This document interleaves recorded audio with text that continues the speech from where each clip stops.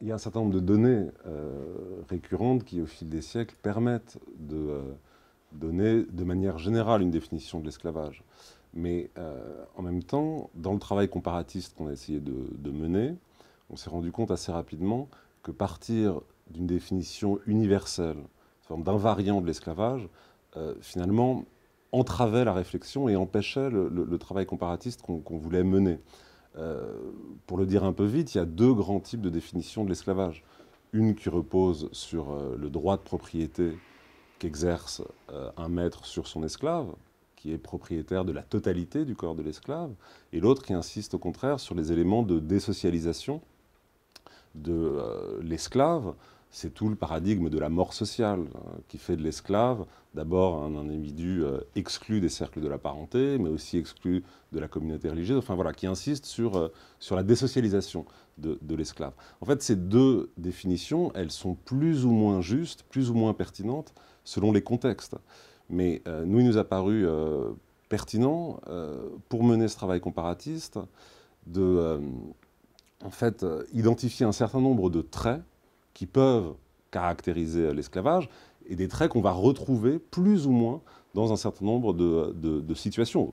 Dans certaines sociétés, effectivement, le droit de propriété est sans doute ce qui caractérise le plus simplement ce qu'est l'esclavage. Mais dans d'autres sociétés, c'est tout à fait différent et l'esclavage peut, dans ce cas-là, bien souvent être présenté comme la forme la plus extrême des statuts de dépendance. Oui, alors c'est vraiment au cœur de ce que l'on a souhaité faire. D'abord, la partie situation, elle réunit une cinquantaine d'articles qui regardent dans la discontinuité des situations d'esclavage depuis la préhistoire jusqu'à nos jours. Sur tous les continents et donc à toutes les périodes. Et l'objectif de cette partie, c'était de désorienter le lecteur, d'aller à l'encontre en fait des images traditionnelles associées à l'esclavage, qu'on identifie uniquement à l'esclavage colonial américain sur les plantations de canne à sucre notamment, et puis à l'esclavage gréco-romain. Et donc on voulait aller à l'encontre, à rebrousse-poil en fait, de ces images et montrer la diversité justement des formes prises par l'esclavage. La diversité des esclaves, des personnes réduites en esclavage, des modes de réduction en esclavage, des manières de profiter des esclaves et du type de société que produit en fait différentes modalités d'esclavage. Et puis et du coup, c'est des articles très différents qui peuvent se fixer sur un bateau de traite et une année, et un article sur le rôdeur qui circule entre Le Havre, l'Afrique de l'Ouest et la Guadeloupe. Mais il y a des articles sur justement l'Inde à l'époque ancienne, donc sur un millier d'années, donc des échelles temporelles et géographiques qui varient constamment, et aussi des tentatives de comparaison à l'intérieur de certains articles, sachant que dans l'ensemble en fait des 50 articles, on laisse à ce moment-là le lecteur faire lui-même la comparaison.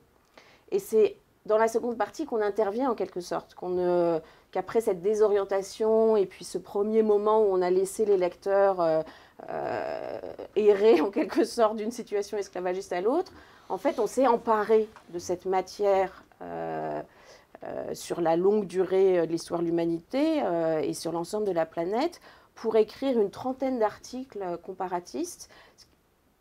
Nous-mêmes, en fait, parce que les articles de la première partie, ils ont été commandés à des contributeurs extérieurs, alors que la trentaine d'articles de la partie centrale ont été écrits par les trois coordinateurs, Paulin Ismar, Benedetta Rossi, donc africaniste, anthropologue, historienne, et moi-même, ainsi que quelques articles par Maël Wadi et Claude Chevalère.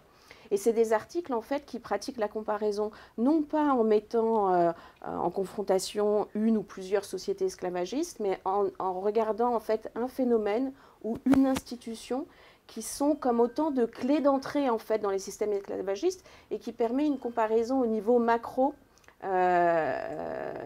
voilà, sur un thème donné, et ça peut être propriété, marché, dette, captivité, esclavage pénal, mort, corps, violence, maître, révolte, résistance, voilà, tous ces thèmes qui donne lieu justement à des rapprochements entre des sociétés esclavagistes qu'on pense très différentes, et où on voit en fait à la fois des points communs et des différences. Et on essaie d'expliquer en fait cette diversité, la singularité des différentes sociétés esclavagistes à travers ces différentes thématiques.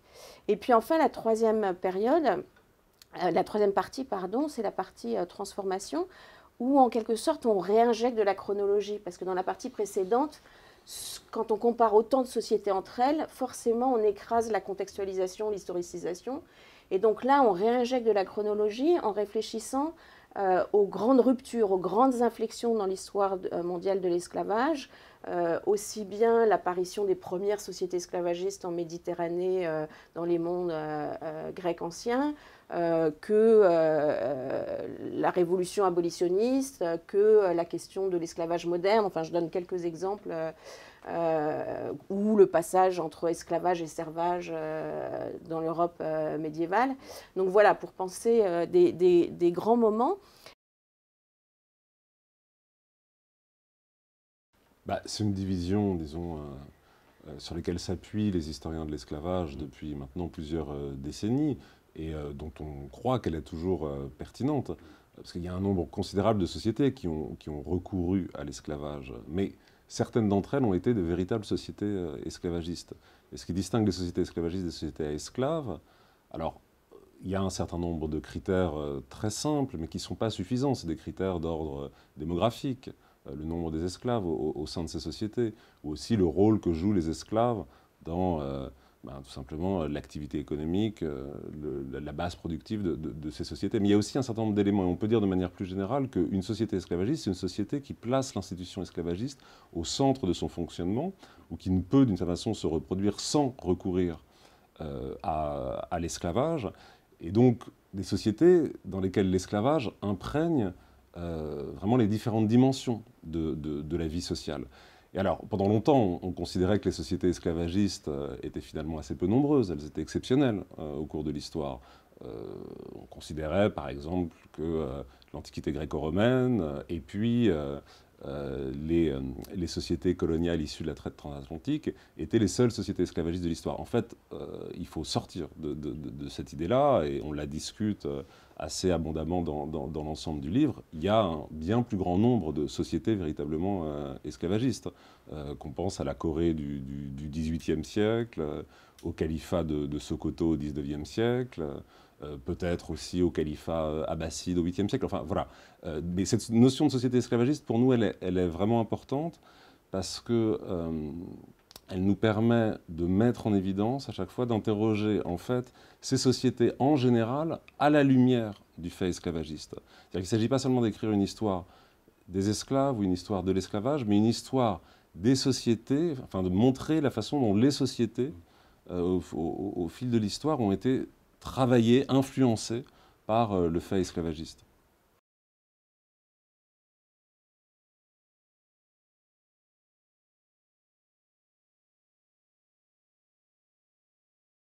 Je pense que ce que disait Finlay était tout à fait juste. D'abord, sur le plan chronologique, l'avènement des premiers régimes démocratiques est absolument contemporain du développement, de l'apparition des premières sociétés esclavagistes. Il y a un grand tournant, disons, à la fin du 7e, début du 6e siècle avant notre ère, où l'esclavage marchandise devient un phénomène massif en Méditerranée orientale, et où naissent les premiers régimes démocratiques.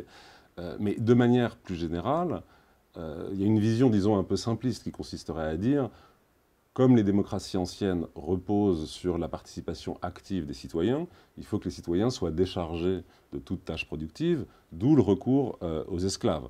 C'est en fait un peu vrai, mais globalement assez faux, parce que la plupart des citoyens dans le monde des cités travaillent. Néanmoins, le fait esclavagiste imprègne la totalité de ce qu'on peut appeler l'expérience démocratique. C'est-à-dire qu'on ne peut pas comprendre les démocraties anciennes sans comprendre qu'elles s'appuyaient sur l'esclavage. Alors ça se décline sous pas mal de dimensions différentes, en fait. D'abord parce que la figure même du citoyen ne se comprend qu'au miroir de l'anti-citoyen par excellence qu'est l'esclave. Et l'idéologie, disons, du corps citoyen, de ce qu'est l'activité civique, etc., se construit au 6e, 5e siècle au regard de ce qu'est l'esclavage. Et puis après, on pourrait évidemment entrer dans davantage de détails, montrer par exemple que le refus de la représentation au cœur des démocraties anciennes, qui sont avant tout des démocraties directes, en fait, ce qu'on appelle démocratie, c'est des démocraties directes, donc qui reposent sur la participation de l'ensemble des citoyens. Bah, si la représentation est d'une certaine façon quelque chose d'impensable dans le monde des cités, c'est en partie parce qu'elle est pensée au prisme de l'esclavage. Bon, mais voilà, c'est une affaire très compliquée, je n'entre pas dans les détails, mais donc je pense que de manière générale, on ne peut pas penser les démocraties anciennes effectivement sans ce substrat qu'est l'esclavage, l'institution esclavagiste. Alors la relation, elle est complètement différente au XVIIIe siècle, parce que ce qui marque le XVIIIe siècle, c'est surtout à partir du milieu des années 1750, c'est la coïncidence entre une massification de la traite et de l'esclavage dans les mondes atlantiques. Entre 1750 et 1825, 5 800 000 esclaves déportés d'Afrique aux Amériques. Le développement, l'essor du commerce colonial, le sucre, le café, etc. Des sociétés esclavagistes avec 90% d'esclaves. Donc l'esclavage racial devient un problème politique majeur à ce moment-là.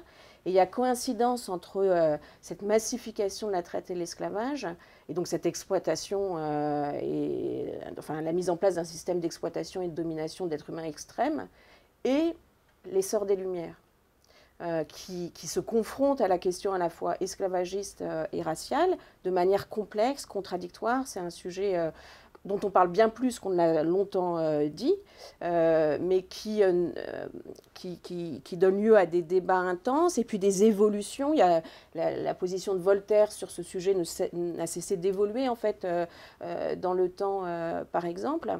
Et le paradoxe aussi de ce moment, c'est que les Lumières participent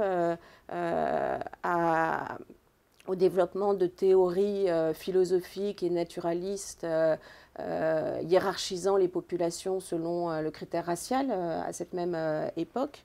Et donc on est dans un moment en fait où la pensée des Lumières qui va être déterminante, qui va influencer la période révolutionnaire subséquente, la Révolution américaine, la Révolution française, la Révolution haïtienne, en même temps est pleine d'ambivalence qui se traduisent immédiatement au moment des révolutions, puisqu'on voit que ni la déclaration d'indépendance américaine, ni les débats de la nuit du 4 août, ou la déclaration des droits de l'homme et du citoyen, ni les Cortés de Cadiz en 1812 ne donnent immédiatement lieu à l'abolition de l'esclavage, où on voit buter justement, à la fois il y a l'affirmation des droits humains qui sont pensés comme universels, mais tout de suite en fait la question de l'universalité réelle, pratique de ces droits humains est questionnée, discutée, débattue.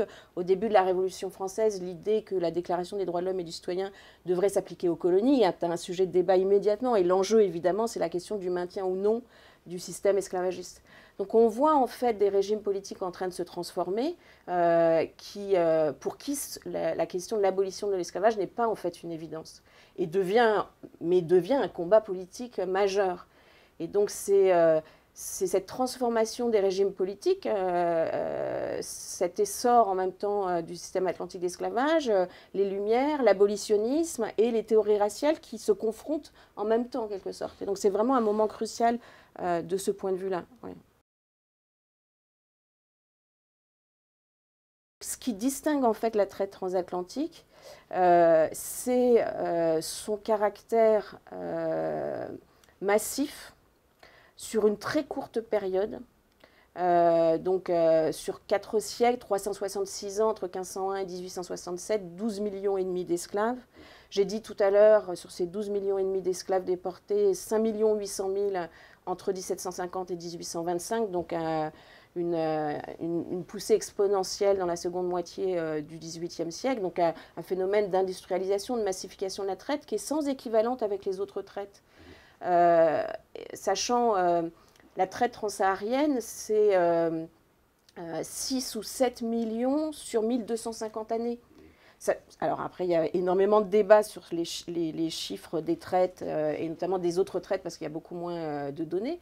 Et même quand on agglomère en fait justement les différentes traites transsahariennes et les différentes traites dans l'océan Indien, on arrive grosso modo à un chiffre équivalent entre la traite transatlantique et ces traites, mais sur une période complètement différente, sur plusieurs siècles, enfin plus d'un millénaire pour traite transsaharienne et traite dans l'océan Indien, alors que c'est 400 ans, et surtout le XVIIIe siècle pour la traite transatlantique. Et puis l'autre dimension, c'est justement le fait que ça donne lieu, cette traite est associée d'abord à la mise en place d'empires coloniaux, qui jouent un rôle fondamental dans le développement de la traite, que ça se passe dans un monde atlantique qui est dominé par les Européens. L'Atlantique, c'est un lac européen, comme n'est pas du tout l'océan Indien, où les esclaves sont trafiqués par des marchands swahili, musulmans, indiens, chinois, du sud-est asiatique. Enfin, tout le monde trafique des esclaves dans l'océan Indien, alors que le monde atlantique, c'est un monde européen, où seuls naviguent les Européens et les Euro-américains dans le cadre d'empires coloniaux, qui sont liés aussi donc, à la colonisation des Amériques, qui n'a pas d'équivalent ailleurs. Et les esclaves sont déportés là-bas pour travailler sur les plantations. Et se développe sur ces plantations un esclavage racial, c'est le dernier élément en fait, de singularité de ce système atlantique d'esclavage, c'est la racialisation en fait, de cet esclavage, qui est un long processus entre la fin de la période médiévale et le XVIIIe siècle, qui surtout va avoir des héritages dramatiques par la suite, parce que tous les esclavages reposent toujours sur des justifications qui infériorisent, marginalisent les esclaves. Mais en général, cette infériorisation repose sur la religion ou l'ethnicité.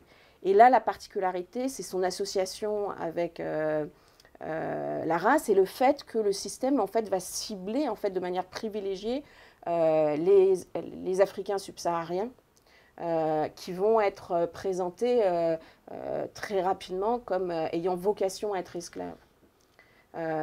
Et ce système va ensuite jouer un rôle fondamental en effet dans le développement des théories raciales à partir de la seconde moitié du XVIIIe siècle. Ah bah oui, de très nombreuses en fait.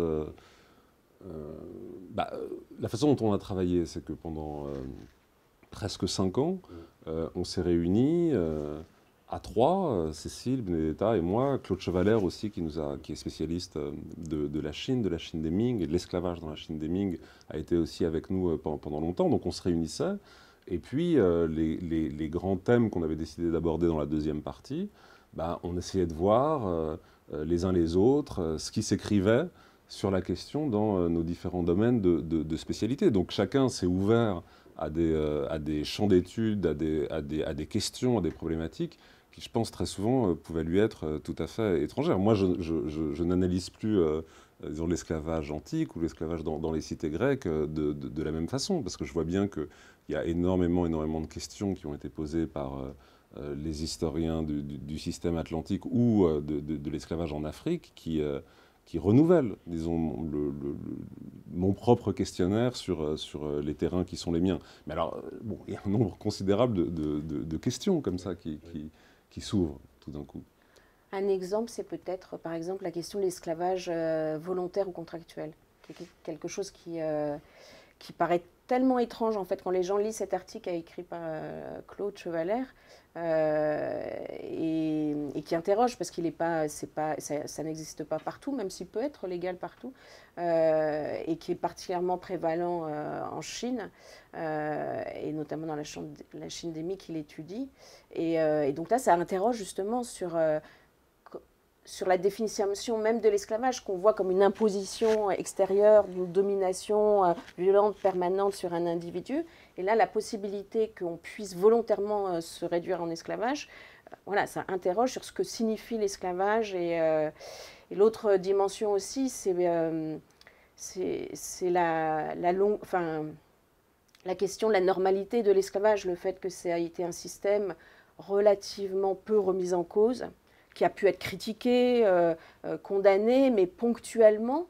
Mais l'apparition de mouvements véritablement condamnant la traite et l'esclavage, c'est extrêmement récent. Et cette question de la révolution abolitionniste et de la longue durée de cet abolitionnisme aussi, le fait que cette conversion a été beaucoup plus longue, parce que dans les historiographies, on la réduit souvent à ce qui se passe aux Amériques justement et dans les mondes atlantiques. Mais d'écrire cette histoire, comme le fait Benedetta Rossi, comme africaniste, avec cette ampleur géographique et chronologique jusqu'à nos jours, ça transforme radicalement la manière dont on voit le phénomène.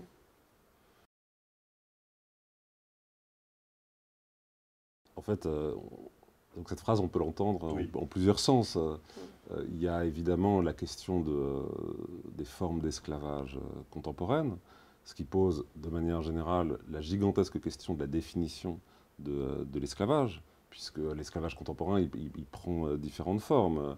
Il y a des pays ou des sociétés qui n'en ont pas tout à fait fini avec l'esclavage, au sens où même si l'abolition a été légalement proclamée, en réalité, dans la pratique, des formes d'esclavage parfois très anciennes perdurent.